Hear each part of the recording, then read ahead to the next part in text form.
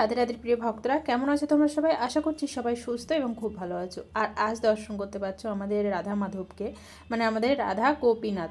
এটা হচ্ছে নতুন মন্দির উদ্বোধন হলো আমাদের শ্যামসুন্দরের, আমাদের শ্রীমতী রাধারানী। তো সেখানে চলে এসেছি একটু দর্শন করার জন্য, যে এই মন্দিরটা কেমন কি হইলো, মানে একটুখানি দেখে, মানে নতুন যখনই যেখানেই হোক আমাদের শ্যামসুন্দরের মানে কোনো একটা মানে ভজনের স্থান, তো সেখানে আমাদের শ্যামসুন্দর কোনো না কোনোভাবে তার ভক্তকে যেই ছলনাতেই হোক না কেন হোক, সেটা খোঁজ মানে পাঠিয়ে দিবেই কোনো না কোনোভাবে। তো তাই যে করে হোক জানতে পেরেছি যে আমাদের শ্যামসুন্দরের নতুন মন্দির উদ্বোধন হলো। তাই আর দেরি কেন, সাথে সাথে আমরা চলে আসলাম। তো এখানে শ্যামসুন্দরকে দেখতে পাচ্ছ, খুবই সুন্দর। আবার তোমাদেরকে দর্শন করাবো। আর রেগুলার যেখানে আমরা যাই সেখানেও চলে যাব এখান থেকে দর্শন করে। তো দেখতে থাকো আজকের ভিডিওটা, তোমাদের খুবই ভালো লাগবে। আর এখানে কীর্তন হচ্ছে, তারপরে এখানে ভাগবত পাঠ হচ্ছে।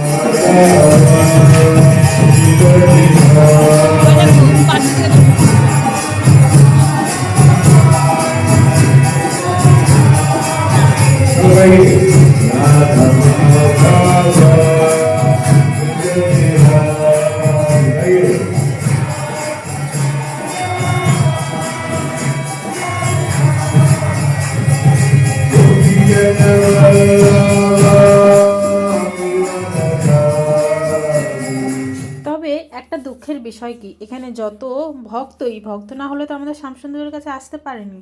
তবে একটা বিষয় এতটাই পরিমাণে আমার খারাপ লাগলো যে এখানে যে যত ভক্তদেরকে দর্শন করতে পারছো, আমি কারো কপালে না তিলক দেখতে পারলাম, না কারো কারো গলায় আমি বৃন্দা দেবী মানে আমাদের তুলসী মহারানীকে দেখতে পেলাম।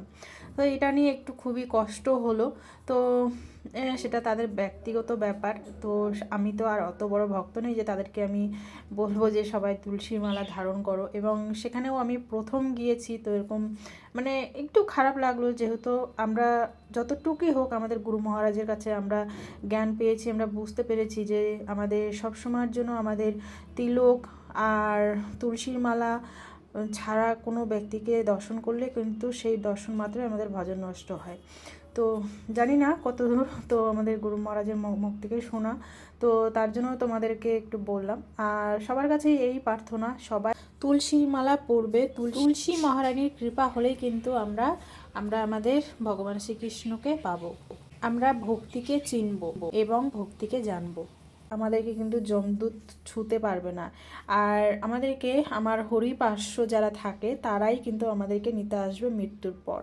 তো যমদূতের ভয় যদি কারো থাকে, তো অবশ্যই আজকের থেকে যদি কেউ তুলসীর মালা না থাকে, ওই ভিডিও যারা দেখছো, তো অবশ্যই তুলসীর মালা ধারণ করবে।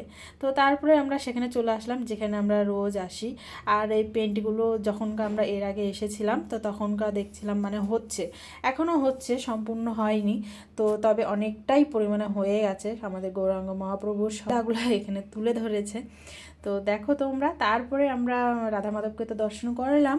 তারপরে আমরা চলে যাব বাইরে, খুব সুন্দর কীর্তন হচ্ছে। তো তোমরাও কীর্তন শোনো আর আমাদের রাধা মাধবকে দর্শন করো। তারপরে এখানে আমরা প্রসাদ পেয়েছিলাম, রাজমা আর অন্ন দিয়েছিল এখানে প্রসাদে, আর ছিল সুজির হালুয়া। তো তোমাদের কেমন লাগলো এই ভিডিওটা কমেন্ট করে অবশ্যই জানিও। আর বেশি বড় করব না।